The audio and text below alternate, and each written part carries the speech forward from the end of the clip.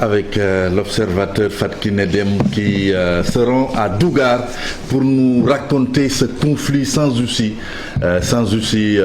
mais en mettant l'accent sur le sang, parce qu'il y a eu un jeune atteint par balle et 34 personnes arrêtées à Dougar. Également le professeur Abdoulaye Bathily, il a été beaucoup question de sa sortie.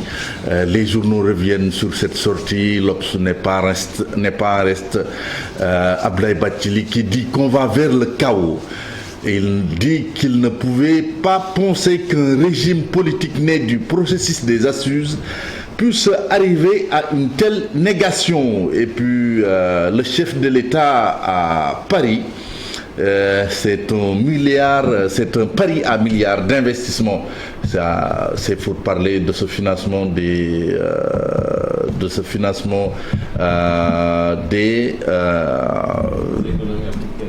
économies africaines par la France. C'est clair. C'est bon. Un autre journal, Sud Quotidien qui nous parle qui revient sur la gestation d'une large coalition en vue des élections locales. L'opposition défie Macky. Et puis le Sénégal affrontera le Cap-Vert et la Zambie. C'est pour les matchs amicaux en juin.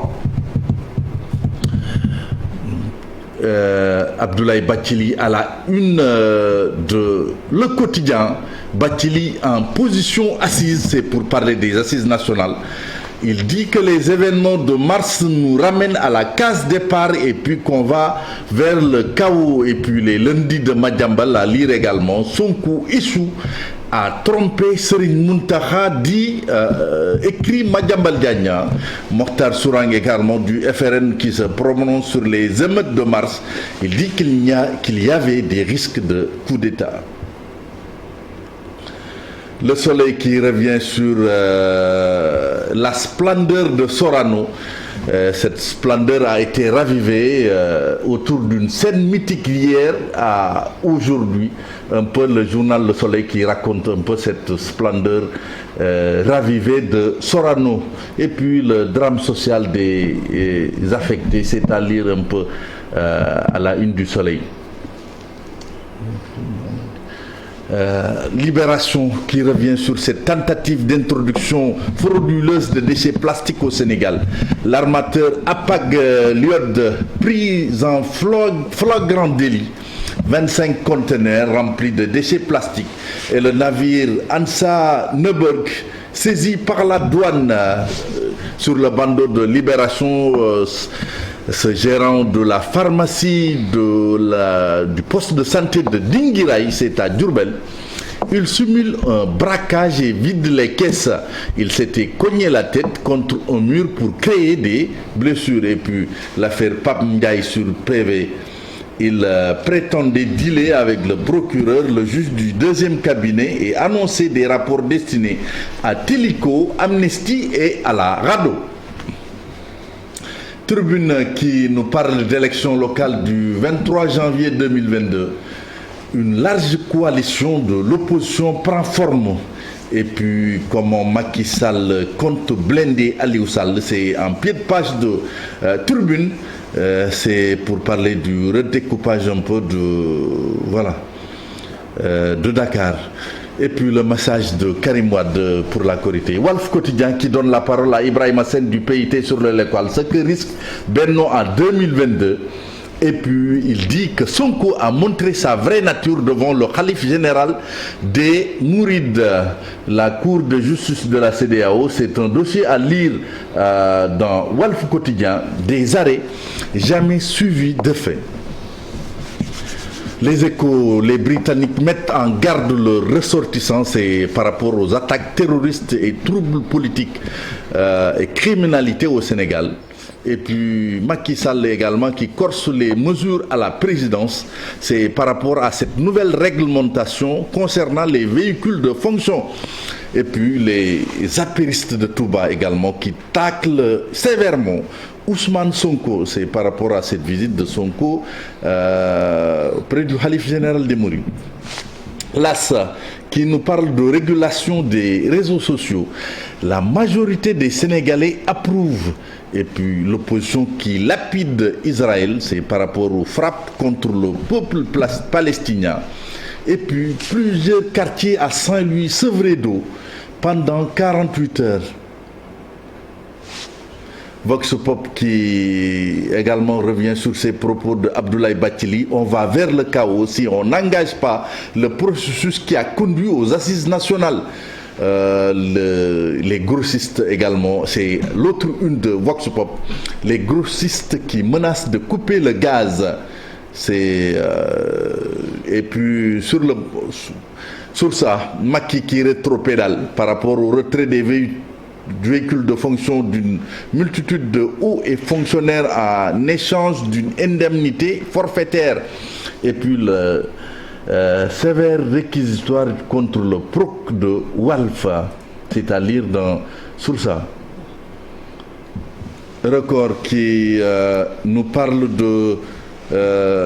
des dates FIFA de juin amicaux le 5 et le 8 juin. Avant le Cap-Vert, les Lions joueront la Zambie. Et puis Alisson, il maintient Liverpool en vie. Il a marqué hier à l'ultime minute pour donner la victoire aux Reds. Et puis Amadou Galofal, c'est le président de Bâle. Il dit qu'il est fier d'avoir lancé enfin cette première saison. C'est un peu ce tournoi qui oppose les équipes africaines de basket. Match amicaux avant le Cap-Vert, c'est Stade qui nous dit qui annonce que le Sénégal croisera la Zambie le 5 juin. Et puis la Guinée qui affrontera également Togo, Kosovo et Niger. Paris qui revient à un point du titre après le nul concédé par Lille. Et puis le Real qui n'a plus son destin à main. Atlético Madrid qui n'est qu'à un match de remporter la Liga. Sunu lamb pour terminer, Modou Lo Ama du 25 décembre. Super Ndadje en Gambie le 3 juillet. Et puis Luc Nicolaï qui donne des justifications par rapport à l'absence de Ama Baldé samedi à Nianing. Voilà, Fatou Kiné Deme, c'est tout pour cette revue des unes. Voilà, merci Mortala pour la une des journaux. Qu'est-ce qu'on peut retenir pour le proverbe du jour? Le proverbe africain du jour, on nous le donne à 1000. Ça vient quand l'œil pleure, le nez pleure aussi. Quand l'œil pleure, le nez pleure aussi. Qu'est-ce qu'on peut retenir de cela? Nigérian. Quand l'œil pleure, le nez pleure aussi. Tafara lu ñu mën a jàpp ci proverbe bi xam naa ni. On laisse le soin à expliquer là. buñ ko bëggee tekki ni mu nekkee ci expression bi dana xaw a doy waar de xam naa dañ koy wolofal maanaam.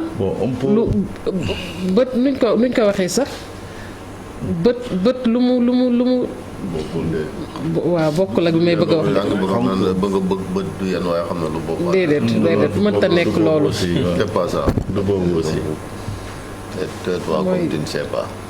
ah waaw moo taal luñ ci mën a wax boo. waaw luñ ci mën a wax mooy boo xoolee sa benn mbokk mu am jafe-jafe. yow it forcément jafe-jafe bi dalay laal. maanaam tu peux pas être indifférent aux difficultés d'un de tes proches ou au malheur que traverse un de tes proches. Forcément aussi voilà tu auras mal kon da xam naa mooy li ñu naan genn golo gudd na waaye luñ ca laal mu yëg ko. xam naa loolu lay doon rek. loolu lay mën a tekki. c'est ça comme kanam. waaw genn golo boo ko déggee mooy. xam nga mbokk moom ci yow la bokk. merci waaw boo ko laalee rek laal nga ko. voilà je pense on peut le dire comme ça. Bien, si on transpose ça dans l'actualité, on peut faire référence quand même à ce conflit israélien, le monde musulman. Absolument. Je pense que Ça colle un peu à ça. Ça colle, voilà. Mortara, je pense que vous n'avez pas cherché loin, en tout cas, pour nous amener aujourd'hui ce proverbe, parce que c'est dans ce contexte, avec le contexte actuel, on peut comprendre le proverbe avec le contexte actuel. Évidemment, on a vu cet élan de solidarité. On a remarqué un peu partout un soulèvement, en tout cas populaire, des musulmans du monde entier, que ce soit en France, que ce soit en Allemagne. On a vu quand même des rassemblements, des manifestations un peu partout. Et je pense que ça mérite en tout cas une attention particulière. Oui, ça mérite de s'y attarder parce que quand même c'est un conflit qui dure. Hier, par exemple, c'est la journée la plus, disons, mortelle, disons, parce que dramatique, parce qu'il y a eu 40 morts. Voilà. Vraiment. Et des enfants également qui ont été tués. Je pense le bilan s'alourdit de plus en plus. De plus en on plus, est avec des confrères même qui sont attaqués par la suite. Des immeubles de journalistes bombardés. Voilà. Je pense.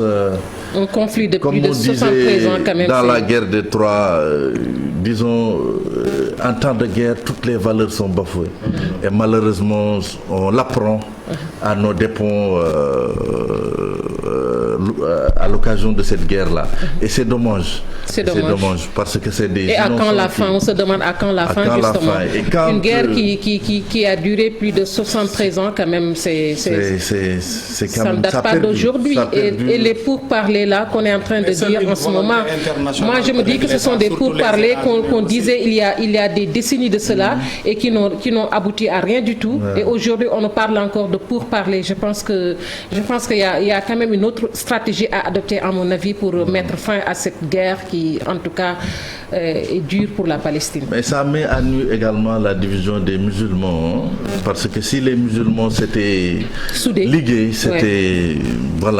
étaient plus soudés, bon, ce conflit-là serait réglé à moins d'une heure, mais malheureusement, il y a des divergences.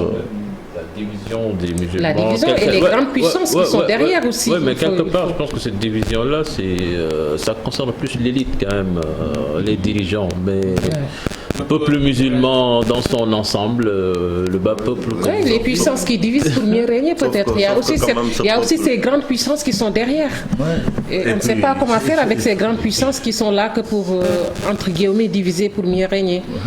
Voilà. Et comme à chaque fois, donc, pour prendre une résolution, mais toujours il y a le veto américain. C'est un peu difficile de régler ce problème sans donc, la communauté internationale. Voilà. Et nous allons